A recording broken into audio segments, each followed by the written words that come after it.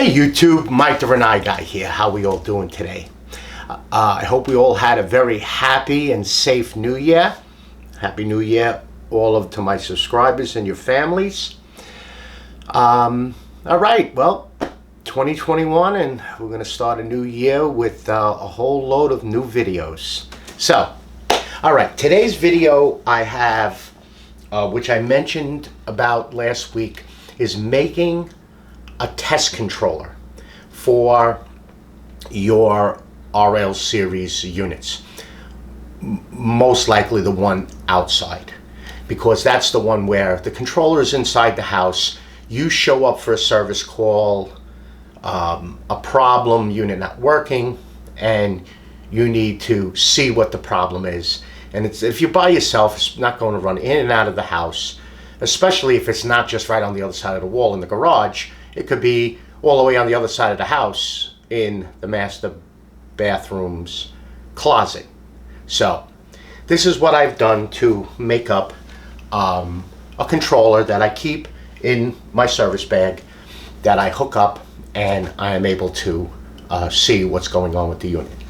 At first, I just took a standard controller. So this is a controller that came off of an interior unit, has no front cover. It's the one that actually embeds into the front cover of the unit. And then there's two crimp-ons that just go right down to the PC board, to the two wires that say for controller. So I just removed one of these units, which it's still good. And what I do is I make it so that I can magnetize it to the side of the unit and give me enough cable that I can connect it to, take the cables off of the existing unit and put these on. So what you're going to need is a controller. You're going to need some wire. Now this is 16 AWWG stranded. And you see what I do with wire that I carry? I kind of put a little zip tie on it to prevent it from unraveling, and then I just pull it through here. That'll give me more wire, and I just tighten this up as the wire gets shorter. Just a little trick. So you're going to need two wires. It doesn't matter. You could use, it doesn't matter polarity. You could put the wires any way you want to. I just happen to have red and white. You can also use speaker wire. This is 18-2 speaker wire, so you can also use speaker wire if you want to, or you could use 18-2 thermostat wire. Now, I have used that. It's solid core, it's stiff, it doesn't make nice inside the bag. Okay, so you're going to need two. Now, you could solder the connections together that you make longer and put the heat shrink. You can use two coupling crimp-ons, and you're going to need two opened crimp-ons, the blue color. So what you want to do is, you're also going to need two rare earth washer magnets. These are, I think they're 11 pounds a piece. And then you're going to need two just standard washers and two number 8 by 3/4 inch screws. And the two washers are to make up the difference in the little boss here. You see there's a little extension, and that's to fit into the metal plate. So you put the washers on first, it shims it, makes the magnet nice and flat, doesn't rattle on the unit. You don't need it, but I just kind of like it. All right, so first thing we want to do is find the correct, here we go. We want to cut off these two crimp-ons, strip this wire.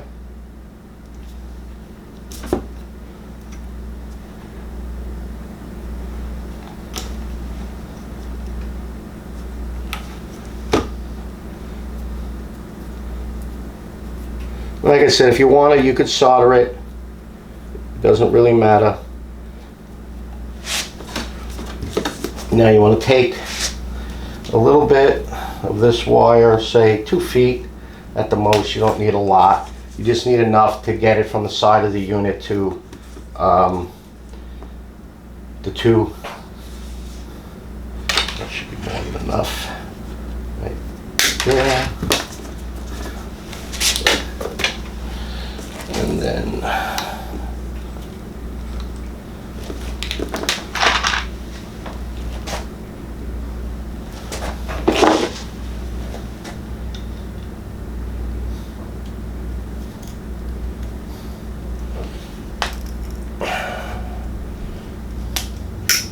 put that one on.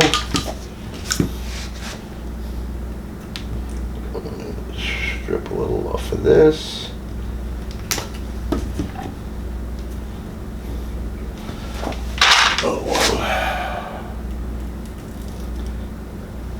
When you put these on, it's always good to push them and turn them.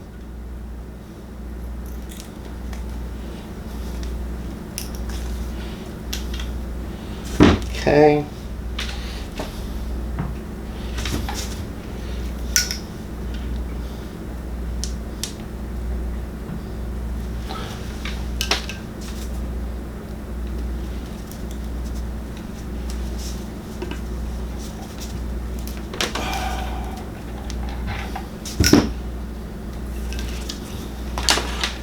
And last one.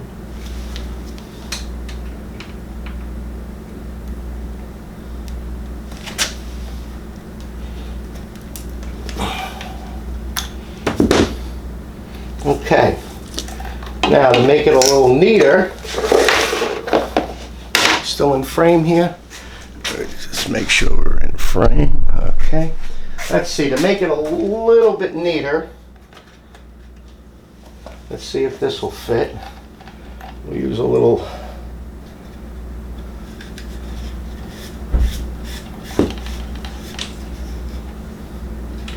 a little too small.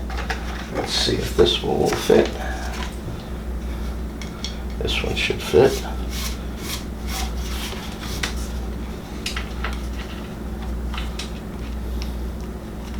Yep.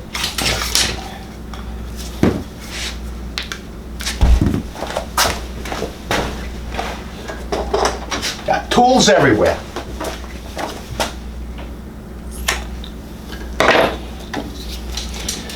This will just hold the two of these together.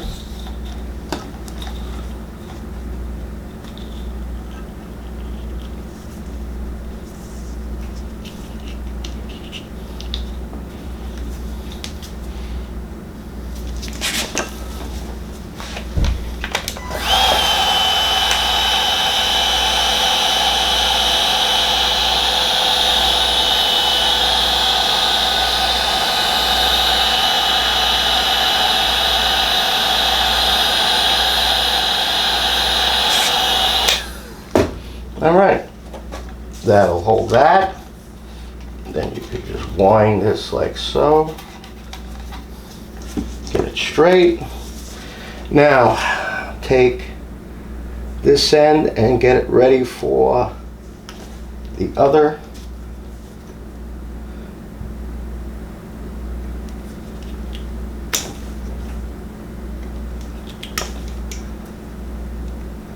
Oop. There we go.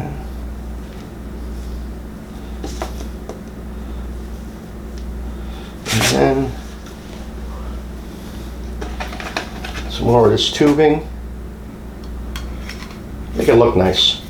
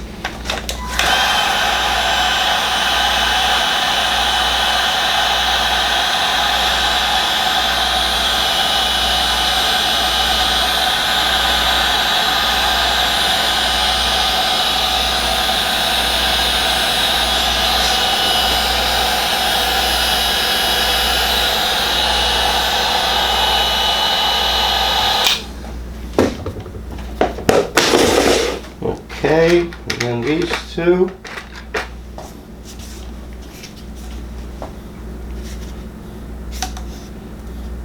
You know what? Let's make it look really nice. We have enough here. Yeah, we do. We'll make it look really nice.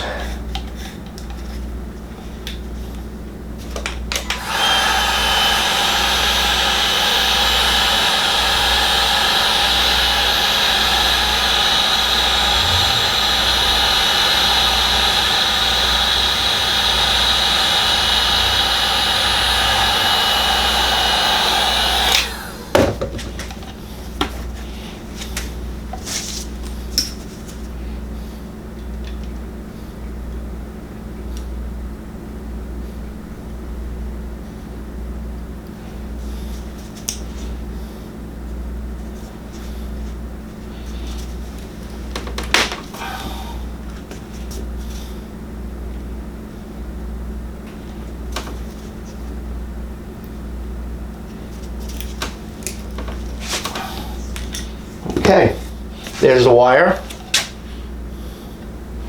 Now, washer, washer.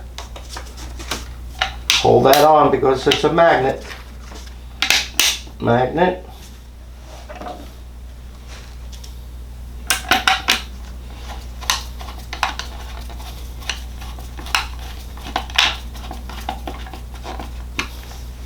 Screw. Get those fingers on there because the magnet's going to jump right up at you. And then we could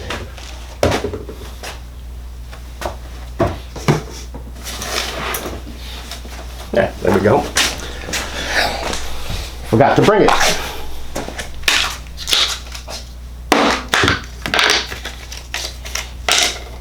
Let's take a little tape. Find the end. I have no nails, so you're gonna have to bear with me.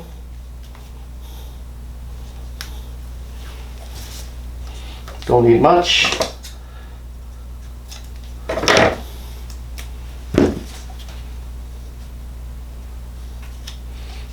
Nice little piece of 3M. Give it a little accent. It's your stuff. Gotta make it look nice.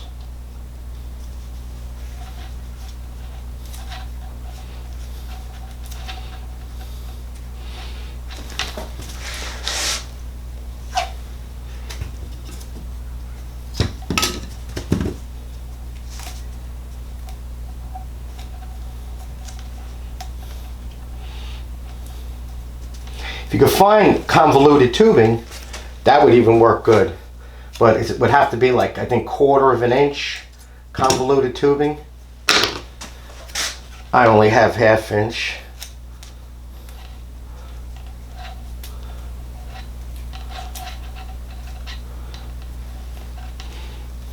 There you go. So there is your magnets. See, shim it out. The screws won't come past. And now you just, it'll magnetize right to the side of, we got anything metal here?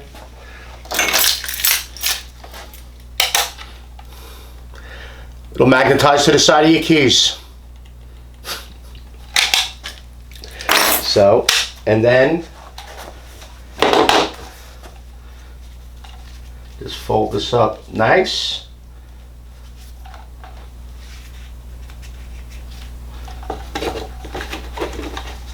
And right in your little bag.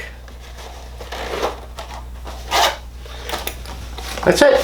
Now you have your controller for your service. Okay, we'll go over a couple of things here. All right. First thing, I'm going over the filter again. Like I said, I'm going to be mentioning this pretty much in every single video. White filter, standard filter in every RL, RU, RUR unit. Even in the CU and the CHS-199 Demand Duo, it will come. Every unit will have this. Red filter, if you happen to have looked one up and find it. Unless you have a CHS-199 Demand Duo, you're not to use this filter. This filter is on every single tankless. This red filter goes on the CHS-199 Demand Duo. All right, I want to just keep repeating that because I don't want anybody to be installing one of these in a standard tankless because of the size of the screen holes. And you're going to really aggravate yourself. Okay, second thing. This I came upon the other day. I brought home a whole bunch of stuff here. Let me just find the right piece and we'll go over it. Here we go. And let me grab the boot. This happened to me the other day. Actually, it happened to me two different types of jobs. This is an igniter. You're going to find this type of igniter pretty much on all of the RL units or something similar on the RU and the RUR unit. But basically, this is the only 110 volt thing inside that's going to give a pretty good amount of juice to the igniter. And this is the igniter, the thing that I said to use the little Scotch-Brite, you know, the same thing as the flame rod. That actually has the stake-on end on it, so this senses the flame. This is the igniter. The igniter, a boot goes on, and the igniter gets pushed in. And then that goes through a plate, and then that is over the burner.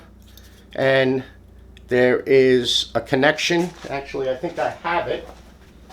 Yes, I do. There is a connector that connects, gets wired to the wire harness, which gives this 110 volts, which ignites the burner. I kept having a unit that was giving me a code 12, actually two units, excuse me, a code 11. First unit, let me take this off so I can show correctly. The first unit, this here, which gets pushed. See, remember this one is on and see, I'm the burner. Hello, burner.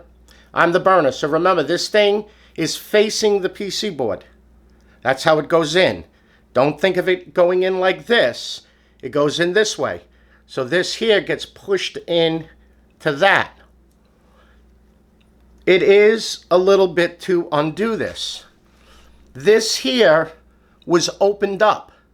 So that this thing actually, if I was to have this the way I'm having it right now, this would fall off. That's how loose it was.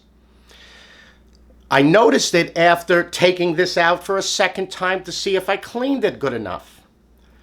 By tightening this up, getting this pushed back in, I was getting the proper spark.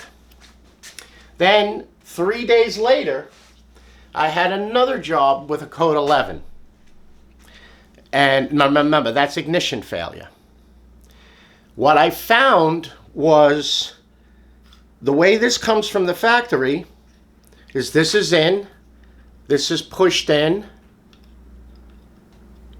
this is mounted on the side.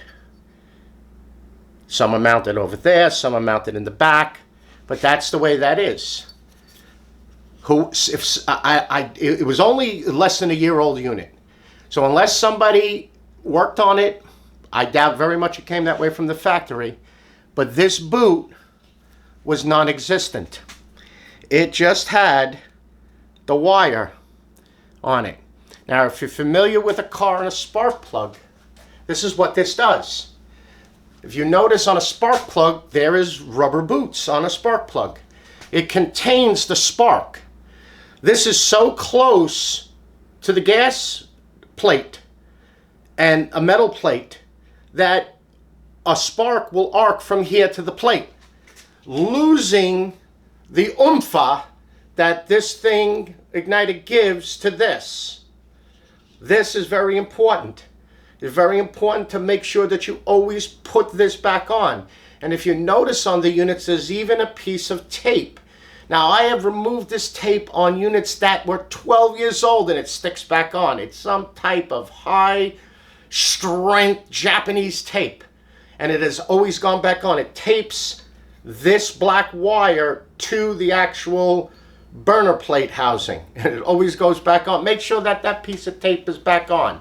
So when you're done with the igniter, make sure it looks like that and in that position. So you're the burner now. That's the way it should look. With that like that. Now I'm the burner again. You're the burner. I'm the burner. You're the burner. I'm the burner. So that's the way it should look. Make sure the boot is on and make sure that now you gotta be like a surgeon and just tighten this up, making it that it's almost like it's not round. If you notice, it's almost like a triangle shape, but open down here at the bottom. This thing was pushed out and it wasn't giving a good enough spark. All right, what else do we want to show? Oh, okay. Next thing I want to show here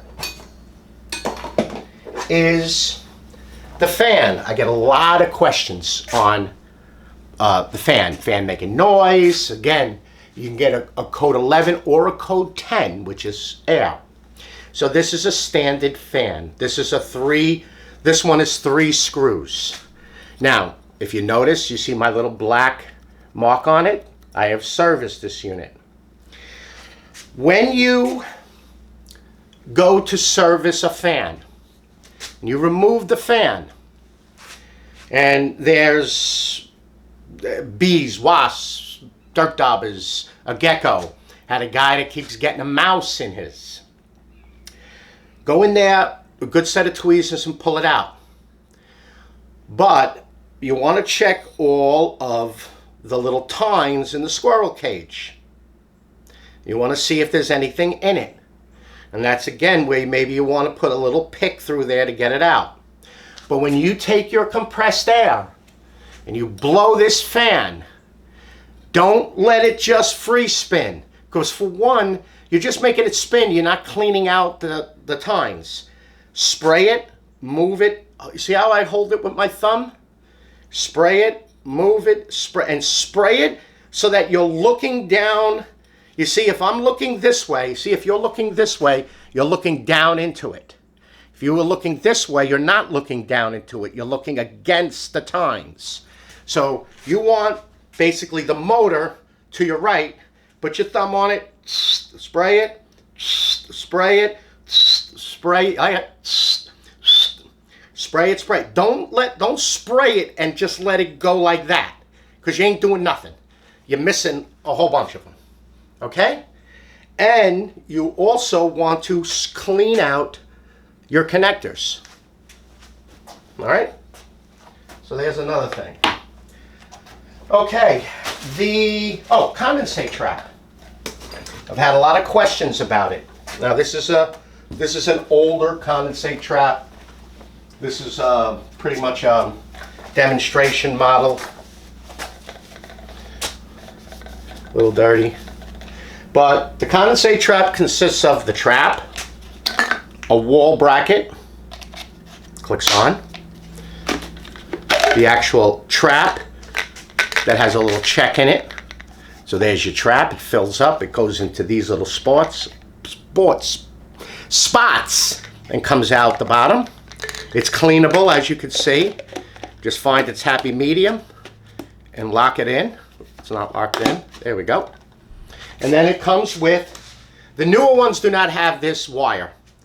It's just a rubber hose. And then 2 of these little crimp-on, what would you consider, gear clamps.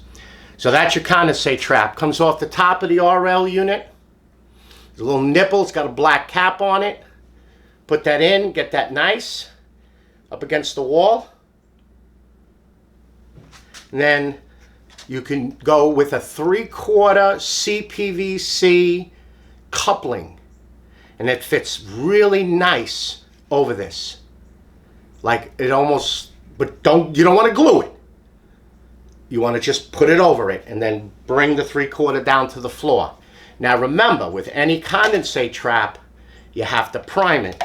And the way I prime it is before I connect this in, once I get this in, I pull this back out, I hold it straight up, I take a little bottle of water, I fill it up, and I watch until I get water coming out of this, and then connect my pipe.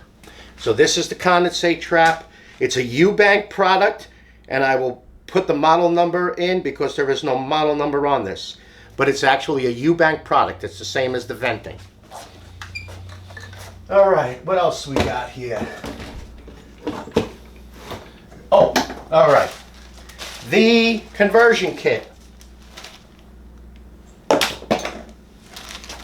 This is the conversion kit, and I have a video out. So what I'm doing is I'm making up a larger service bag for my truck because I had to go out and do some stuff, and I got caught with missing stuff in my truck. So I'm making up these pack outs. All right, conversion kit. This here is the Venturi, the gas valve for an RURCU unit, so the new Sensei. Behind this plate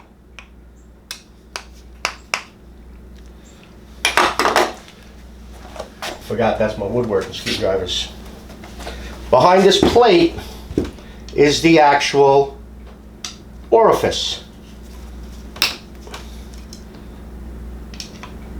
Let's get this plate off.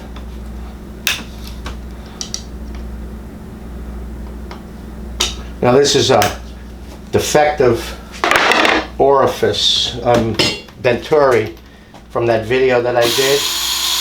So you got 3 screws.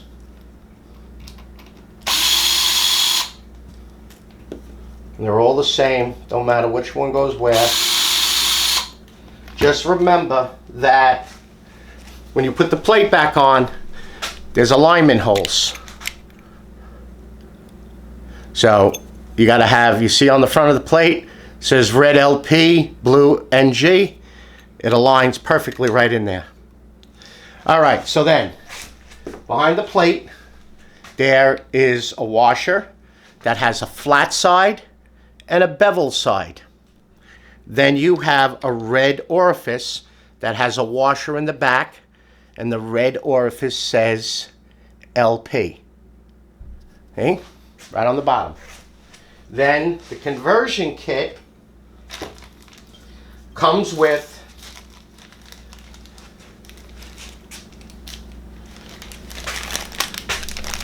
unfortunately, you're going to get a similar that what you have. It comes with the 2 orifices.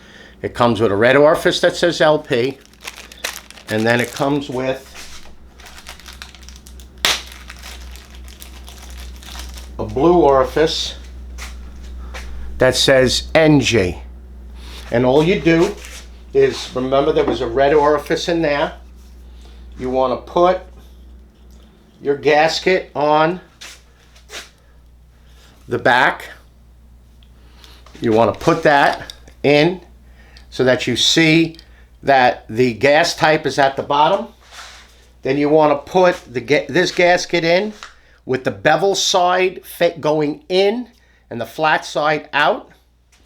Then you want to put your plate on and then put your screws. And remember, you have to just snug them. I'm not doing this because this is a bad Venturi, and I'm actually putting these in my my bag. So that is your gas valve. That's your high and low fire orifice holes right there. And it works, like I said, it works just like you have your gas go in here, you have your air, because this is what's made it up to your fan. So it's like a carburetor. And that's it. All right. All right, YouTube. I hope you enjoyed this video. Next video is going to be on how to remove the turbine from a water servo valve and clean it before you actually change a water servo valve. Alrighty.